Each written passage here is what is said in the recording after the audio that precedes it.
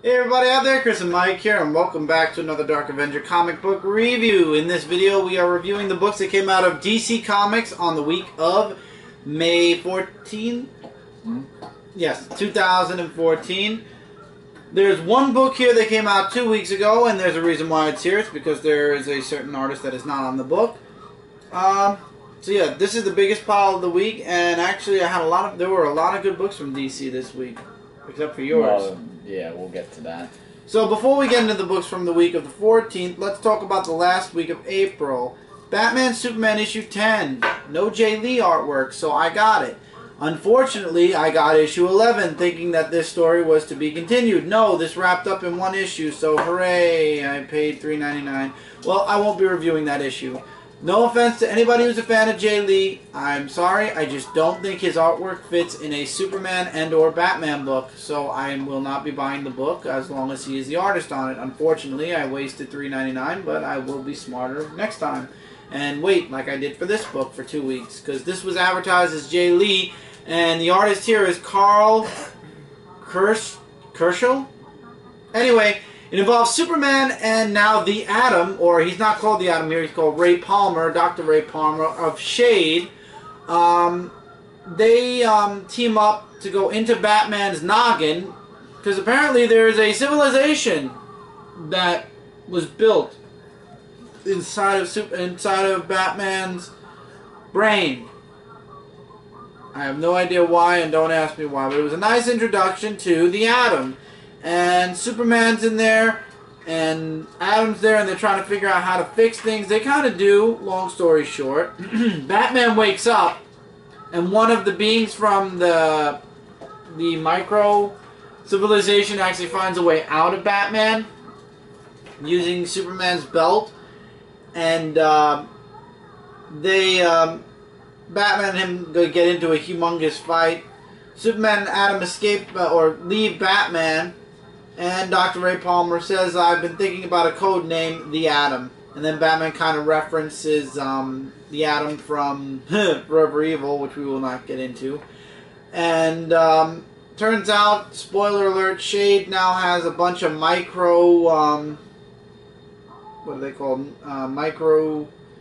microscopic trackers. So every move they make, Shade will be watching. So it's the end for now. So maybe, if we're lucky, after this next story arc with Jay Lee, we'll have Carl Kerschel come back and they'll continue the story with Shade, because I sure as heck am not going to be reading it if it's Jay Lee. I'm sorry guys, but his art does not belong in a mainstream superhero book. It worked for Watchmen, it did, and it would work for other titles. For Superman and Batman, it does not fit. It doesn't work. Even with the inking, with a different inker, it won't work. I think that Jay Lee should be on a different book. Just my opinion. You don't have to agree with me, but I don't have to buy the book either. Next up, we have Smallville Lantern issue number 2, continuing season 11. Clark goes to Star Labs to try to figure out how to get this ring off of his hand, because he's not a Green Lantern, he's Superman. And Green Arrow takes Taskmaster under the what do you call it, as his case. He goes on the case with Taskmaster, I believe that's his name. Hopefully I didn't make a mistake with the naming. But we get introduced a little bit more deeply into John Stewart. We get more into the Manhunters who were sent to Earth. And the Corps kind of shows up, and they give the 411 to Clark on what the Yellow Lanterns were, how Hal Jordan and the Guardians and Oa were destroyed by Parallax, and they made a shock troop group out of the fear. That's why Parallax destroyed Hal Jordan and Oa along with the Guardians, because they needed a task force, the Guardians, to fight against the Manhunters, and the task force was fueled by fear. So, yeah, it basically fueled Parallax, and then in the end of the issue, basically Parallax shows up, and we're going to have a new Sinestro Corps probably. Or, I should say, Yellow Lantern Corps in this issue. It was nice. It was a good book. Also, we saw Green Arrow fall to Taskmaster, which was really interesting also. So basically the story is going in two different directions, and then we have Lex Luthor, who is still reaching out to the multiverse, and then he takes an interest in the ring that Clark has and starts doing research into the Green Lantern mythos, or the Green Lanterns, period. He even shows up at the Justice Society of America Museum asking questions about Green Lantern. Also, of course, in the very beginning of the issue, we get little flashbacks to previous TV seasons. They do it in every issue, so why not do it here? When Clark is explaining about people who, what's the word I'm looking for, who remind him of what Jon Stewart's telling him, you get some flashbacks to previous episodes, like where Clark went blind, where he uses heat vision, you learn about his heat vision, and a few other things here, there, and everywhere. So it's nice that they're still using little references. By now, guys, you're already in issue 3, so this is all old news for you. So it's hard to really review these digital first books, because anybody who's reading this digitally first already knows what I'm reviewing, so it's hard, and you guys are already a step ahead of me. This was a shocker, so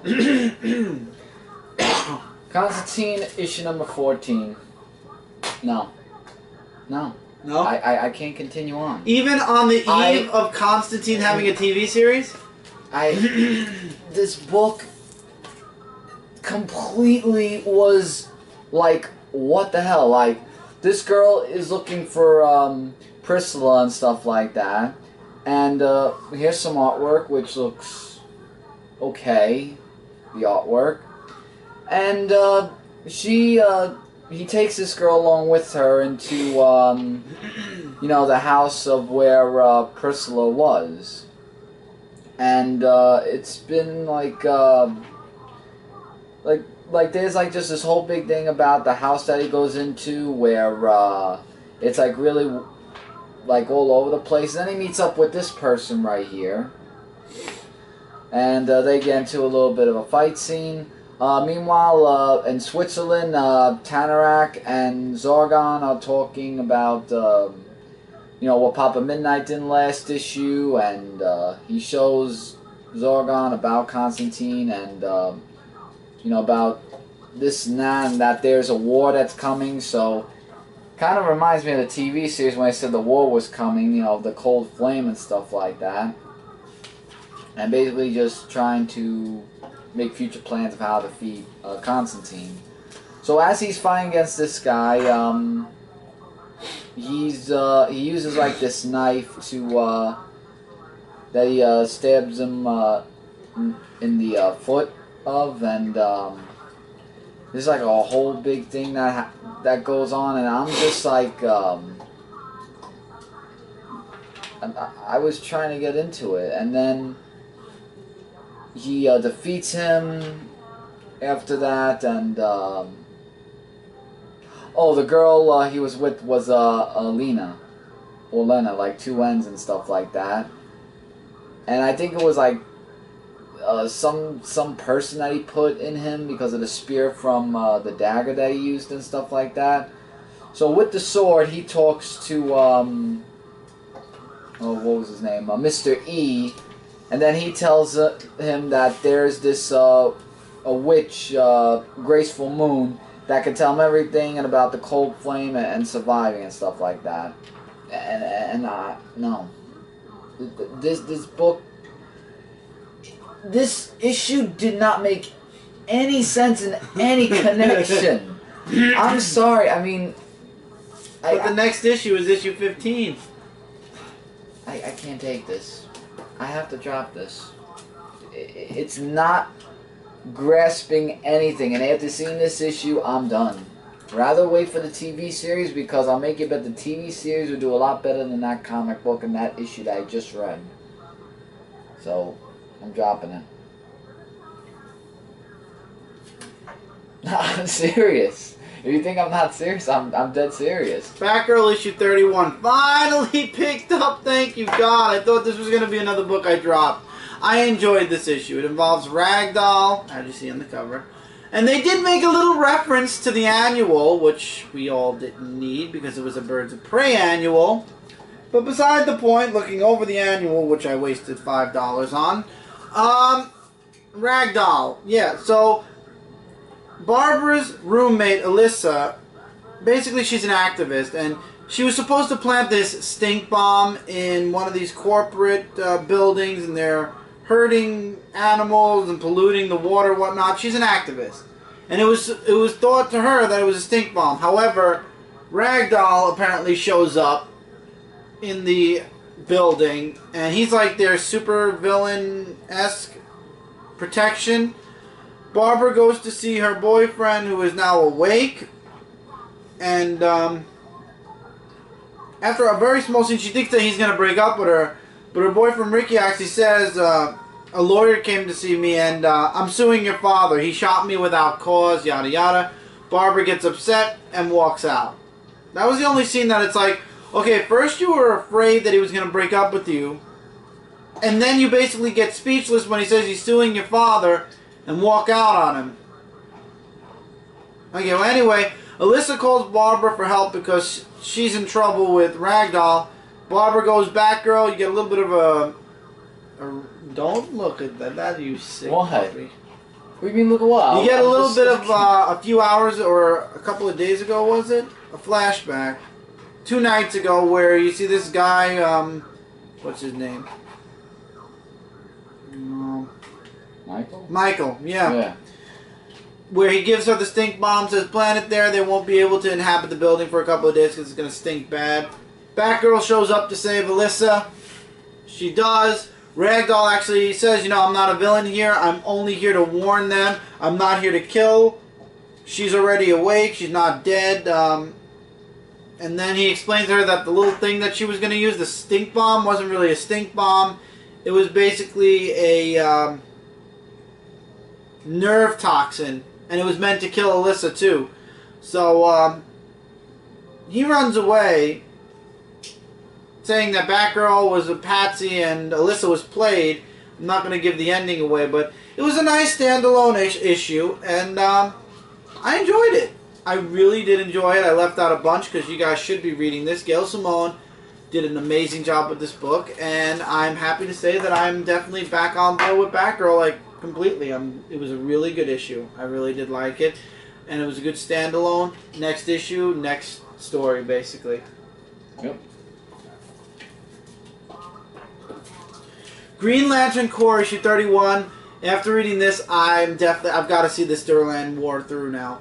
So the rings that left the fake lanterns in the previous issue of Green Lantern last week, which you confused this book for, find their original wearers in their prison that the Durlands put them in. And guess what? I love this page. The rings flow into the prison, and we have Green Lanterns again. And then they fight back against the Durlands and the Kun. Unfortunately, one Lantern died, but he died before the ring came to him. John Stewart shows up with his lanterns, and they take out the rest of the Kun and the Durlands. And then we get to see somebody we haven't seen in a very long time. Spoiler alert here. Oh. We see Sodom Yat, who is a Daxamite. And it turns out the Durlands didn't give a crap about the Green Lantern Corps. They didn't question Sodom Yat about the Lantern Corps or anything else. They questioned him about Daxam and the Daxamites. And John Stewart immediately puts 2 and 2 together and says they don't care about the Corps. They want to know about his homeworld because they didn't know about Daxam. That's the one world the Durlands never heard of. John Stewart figures out they're going to invade Daxam, steal the DNA from the Daxamites, become, you know, the Durlands can copy and mimic anything down to its DNA level and become it. They're shapeshifters. But if they can become Daxamites, that's an army of Supermen. Because the Daxamites are basically like Superman. They're powered by the yellow sun and they have all of Superman's powers. So basically now they have to prevent the Durlands from getting to Daxam and prevent them from copying the DNA of the Daxamites, or else there's going to be a Superman army versus the Green Lantern Corps, and that's not going to go so well. So I'm definitely on board for the rest of this story arc at least. So Uprising, issue 2 of 6, or part 2 of 6. This is Green Lantern Corps issue 31. really good. Okay. Definitely picked up a bit. I'm enjoying this. I want to see where this is going now. It's like I understand a lot of people aren't really into it anymore, but now I'm definitely I've got to see where this goes. Okay. Justice League United issue number 1. The first issue of the team, after reading issue 0, leaves off where we saw last time, where Lobo is facing Hawkman in the prison, and here's some artwork, which looks really amazing. And basically, the people in the prison are just trying to find their way out, and they run into a little bit of trouble. So we go into Canada, where the team is fighting this giant changing monster, so to say, the way Green Arrow puts it. And they're trying to take him out. And Adam Strange actually appears in this issue as well when he saw the armor down below. And he tries to help out, but the jetpack had a little malfunction. I thought that was a little bit funny there. So then, after Green Arrow and Animal Man get a little bit electrocuted, John Jones helps Stargirl with the battle while he sees what goes on in the mind, and he gets sucked into the monster and everything. And now it's up to Stargirl to save him. And then back at the prison, there's still a fight scene between Lobo and Hawkman, and if you want to read more of that, you can definitely check it out there. So back in the battle, Green Arrow Man and Adam Strange are going to go find Stargirl to help with the monster and everything. I like the action, though, that they show in the panels and everything. So successfully, she saves John Jones and corrupts the monster, but here's a little bit of a twist. It's in little pieces, and they need to protect it from not letting it get to shore because it'll attack the civilians, and there's 3 moons as well. So that's a little bit there. And in the prison, the guy who was Adam Strange wasn't Adam Strange. Spoiler, is actually Bith. I think that's what he's called. And they have a multi-alien and the Slayer of Worlds, so things aren't going to look so well for the Justice League United team. So it's picking up very, very nicely. For a first issue, I will definitely have to say that this is actually a really great comic book, and I'll keep reading and definitely look up to what issue 2 is going to be about. The next thing, this is a first, at least for me, and I'm going to need your help holding some of these. We have Superman Doomed one-shot, issue number 1. We have Superman Action Comics, issue 31. And we have Superman Wonder Woman, issue number 8. The beginning, chapter 1, chapter 2 of Superman Doomed. 3 issues in 1 week. Is it a bad thing? Is it a good thing? Let's find out. Let's start with the one-shot. The one-shot, Doomsday is back on Earth. And apparently, his original form, the form that killed, that brought up the whole death of Superman, which I don't know if that happened in this DC universe or not, apparently that was the larval stage. Because from what Dr. Veritas said, and by the way, here's some really nice artwork. I want to show the picture where Dr. Veritas, Superman ends up saving these soldiers that try to bomb Doomsday, and they don't really hurt Doomsday too much, but Doomsday disappears. Apparently he can create portals now thanks to his thanks to his time in the Phantom Zone. So here Dr. Veritas shows that Doomsday was in his larval stage, but now he's in a more adultish stage. So it's not the Doomsday we all know. And when he was the Doomsday, we knew it was like the pre-New 52 Doomsday. Lana is now in Smallville to check out the damage and try to, help out. It turns out her parents were victims to Doomsday. We have Doomsday showing up in, where was this? Botswana, which is where Steel and his niece, which it's nice to see Natasha again, are Steel tries to take out Doomsday, it doesn't work. Wonder Woman shows up, she tries to take out Doomsday, it doesn't work. Superman shows up, Doomsday runs away. So we continue forward. The Justice League, at Washington, D.C., the Justice League is trying to figure out what to do with Doomsday. Superman's like, basically, all you guys stay away, I'll fight Doomsday. And then Lex Luthor, of course, because he's now a good guy, Lex Luthor shows up, and he says, no, basically, he's absorbing life force. You need to leave, Superman. If you leave Earth, Superman, we won't have to worry about the Doomsday anymore, because he'll follow you wherever you are, and he won't attack Earth anymore. Superman leaves, but he doesn't completely leave. He orbits Earth for hours waiting for Doomsday to make another appearance. Doomsday shows up. Superman takes him, flies him off to Venus. There's a humongous fight that goes down. The artwork was spectacular. And then basically Superman goes back to Smallville because he promised Lana he was going to show up eventually.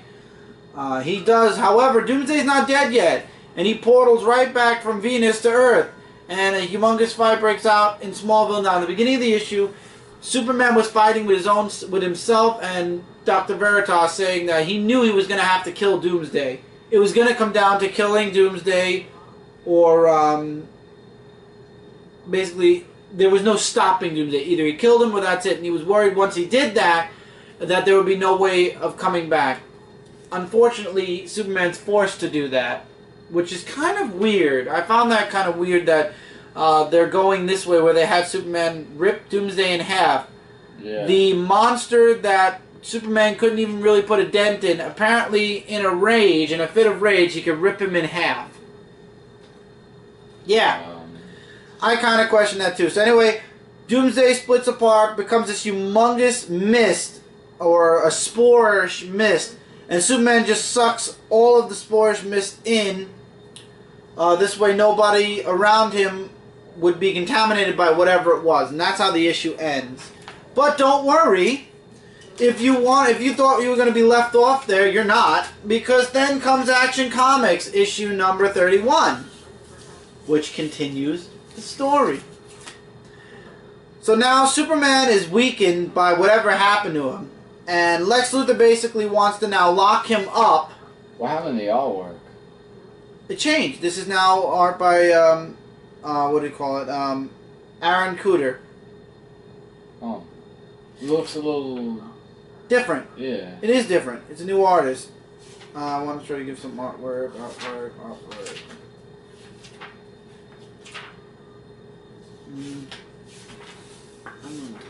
So here we go. That's a bit. I'll give some more as we go through the book. So Lex Luthor wants to lock Superman up because he thinks he's now contaminated with something, and they got to figure out what it is and if people can catch it by contact. Batman is now on the case to do his research on how to cure Superman, because everybody already knows apparently that Superman is poisoned with something. So now Batman's on the case.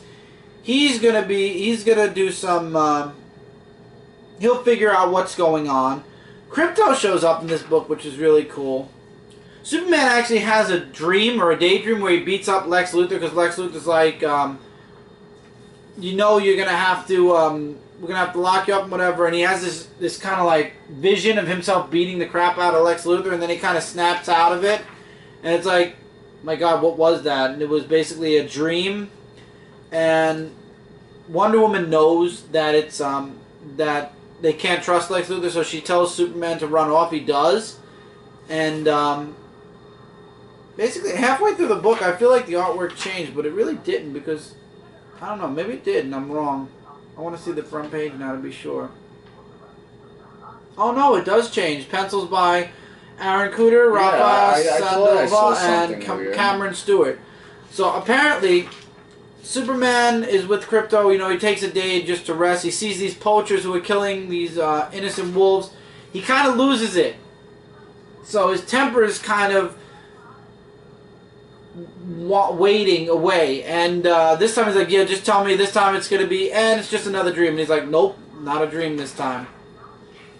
Steel apparently is going through some cellular degeneration due to his contact with Doomsday. So he he basically swims in this bath of liquid or organic steel, and now his entire body is made of steel. It's to prevent the organic steel will keep his cellular degeneration at bay until he figures out how to cure himself. And then General Lane shows up and says, you better find your friend Superman and try to cure him, because we don't know what's... Basically, everybody's trying to find Superman. Superman's gone AWOL. Then he tries to get into the fortress, Superman. He can't get in because his voice matches, but his DNA doesn't. So basically, he decides, okay, if I can't be here, he sees Crypto starting to kind of act weird towards him. He leaves, and he goes back to his normal life. Does it end there? No! Why end it there? Let's do 3 issues in 1 week, DC. Superman Wonder Woman, issue number 8. Superman's been missing for the past couple of days, and now Wonder Woman is trying to find Superman. But of course, this is Wonder Woman now, you know, Superman, Wonder Woman. So Wonder Woman is trying to find Superman. So she goes to Clark's apartment, which is ransacked, and Clark doesn't sound like Clark anymore, apparently. And this book jumps back and forth through time. It goes 8 hours earlier, where she shows up at ClarkCatRopolis.com's offices. Yes, they now have an office, apparently, because of the news they broke about Superman and Wonder Woman dating. And Diana goes and asks if Cat's seen Clark, and the last time she saw him was a couple of days ago, and he basically snapped at her and left the office. She said it was very unlike him, very out there. You know, he basically had this humongous attitude, and she never saw Clark like that before. Then we go back to the present, where Clark is still not himself. He's not talking to Diana like himself, and he's like, you know that I'm infected now. You gotta put me down before I'm radioactive like the original Doomsday, and then you won't be able to stop me at all. Goes back again to 6 hours earlier, where Diana tries to find out where Clark is through Lois, and she doesn't find out through Lois. Then it goes to 2 hours earlier, where Wonder Woman confronts Batman, who's in Metropolis also, looking for Clark. And she tells Batman, stay back, I'll deal with Clark. And, well, that's Clark now. That's what the Doomsday virus is doing to him. It's basically slowly turning him into a monster. And Batman says it's all psychological, that Superman can contain it. Out of all the people that were infected, Batman's happy that it's Superman that got infected, because he has very strong willpower. So Diana tells Clark, all you have to do is, the disease is something that you can control with your mind if you choose to. So Clark does, he forces it back inside of him, but as Clark says here, it wants to come back out. He says he can still feel it, it's not gone, it's just waiting, it's inside, and it wants to come back out again. So what we got from the first 3 issues is we got Superman versus Doomsday, and Superman apparently being able to rip him apart. Superman being infected by the Doomsday spores in the end of this issue. The continuation of that in this issue, where Superman just tries to get a hold of himself. And then this issue where Diana's looking for Superman, finds Superman. He is now basically infected with this disease. He basically is a halfway turned Doomsday monster, and then basically she snaps him out of it. He brings it, the disease basically goes back inside of Superman's body, and that's where now it is waiting to come out again. And we all know at some point it's going to come out again. Give us just 2 seconds. We have to click the button, and then I will continue with my thoughts on the Superman Doom story arc. So, for 3 issues in 1 week, I feel like we got a lot of story already, which was really good. I did like that it didn't just give us 1 issue and then we have to wait another week and then another week. But at the same time, I feel like they threw 3 issues out at us. There's only 1 more Superman book this month, and that's Superman. And then we have to wait till next month again, where we have Action, Wonder Woman, Superman, and Superman. And then there's going to be a one-shot that's going to conclude it all in July, I believe. I believe in July is when this is ending, or in August. One or the other. So this is going to be something going on through Action Comics and Superman, Wonder Woman. I believe it's going to be 2 Superman issues, and then in issue 32... No, 1 issue of Superman, because starting with issue 32 of Superman, John Romita Jr. is taking over, and that's all the preview art we're getting in the DC books this week. So 3 issues. It was a little bit much, a lot to read, especially if you wanted to read Superman Doom. A lot for 1 week, but at the same time, there was a nice amount of development, so the story is a bit along now, but at the same time, it's a lot of reading, a lot of stuff. I mean, we got to see him fight Doomsday, get infected, and then we see the beginning of Superman dealing with being infected and how he's going to have that internal struggle with the Doomsday virus for the next couple of months. Not to mention they ripped him in half, which is unlike Superman. I don't know. He has a temper tantrum problem. And, I'm going to switch this up, actually, so remember to do that on the list. Again.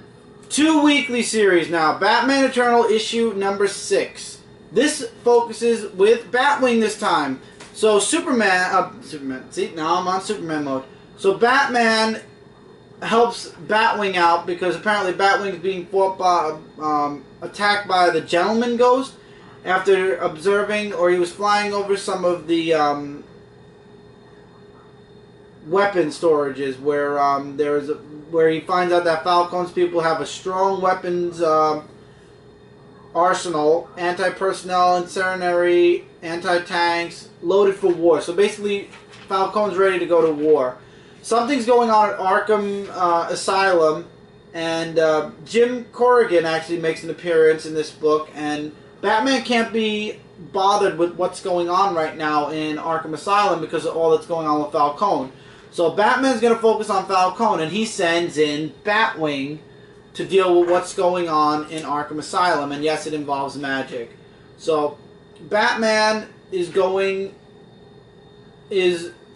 with stuff with Falcone, and as a matter of fact, there's a humongous explosion at the end of the book, while Batwing is now in Arkham Asylum, and I'll give you guys a little bit of a spoiler alert here.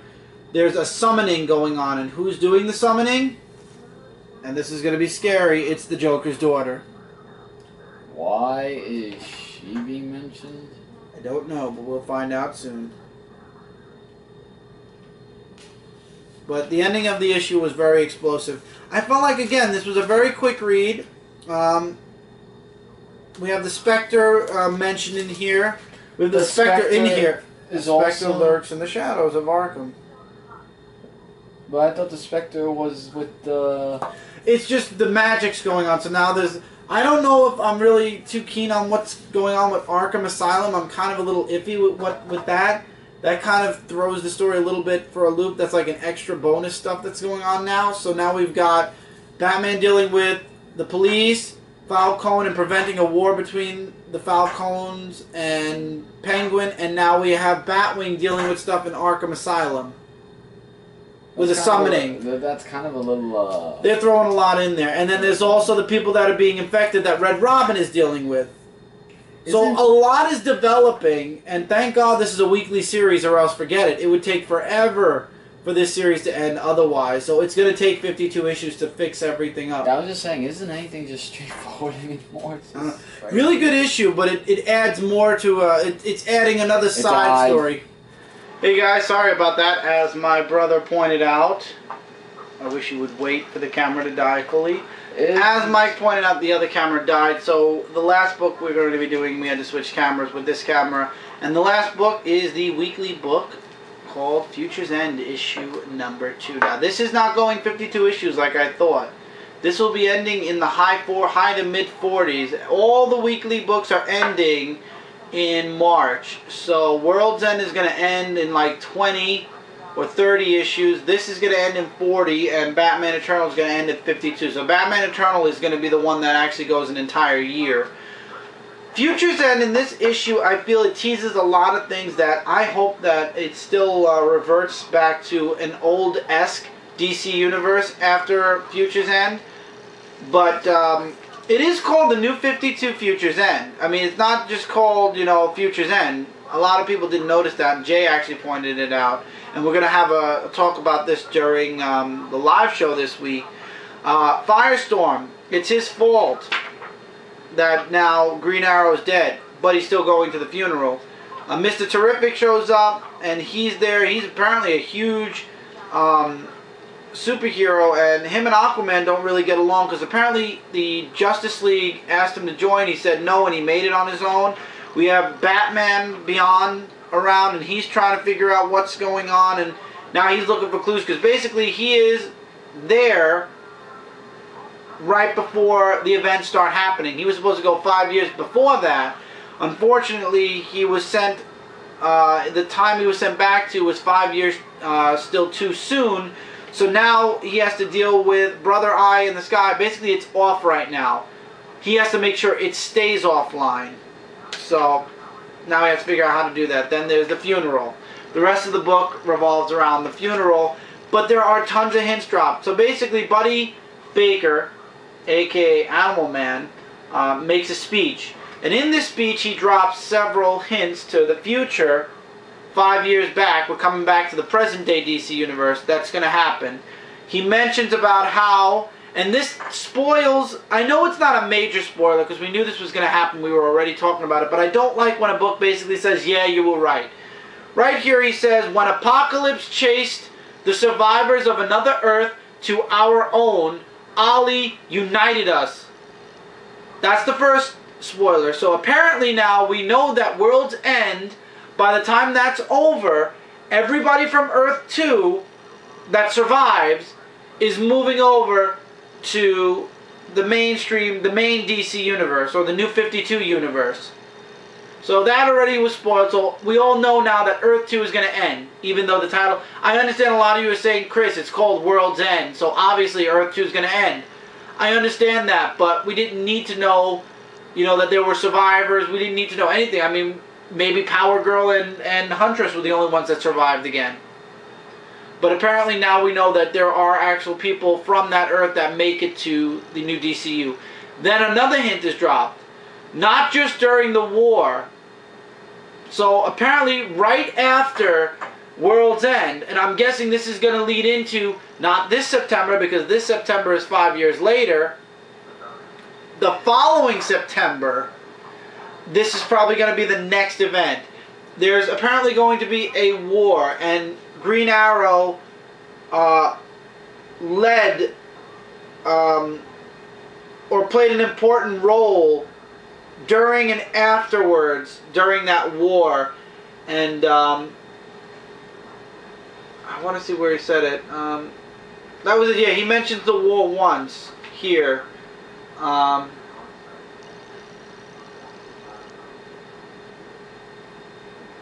then he said basically after the war there was differences that threatened to divide them, and it was Green Arrow that brought them together. So Green Arrow is going to play a gigantic role in DC's future. Also, another little bit of a spoiler here is Arsenal actually becomes a hero. He's not part of the Outlaws anymore. He actually becomes what looks like a mature version of Red Arrow, even though they still call him Arsenal. And there's a huge fight between Arsenal and Firestorm. Ronnie, not Jason. Jason's trying to cool the situation down, but Ronnie, he's just completely hot-headed, and it's ridiculous. It's crazy.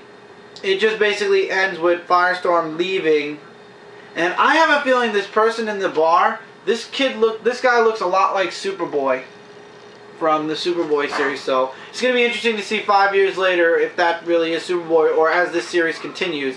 And then apparently Lois Lane is like the head of her own popular blog now, so she doesn't work for the Planet anymore, I'm guessing.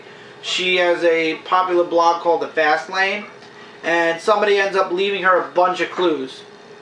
And that's basically how the issue leaves off, with Lois being put on some type of a wild goose chase possibly. And then you get some stuff, or a little next time preview for the book.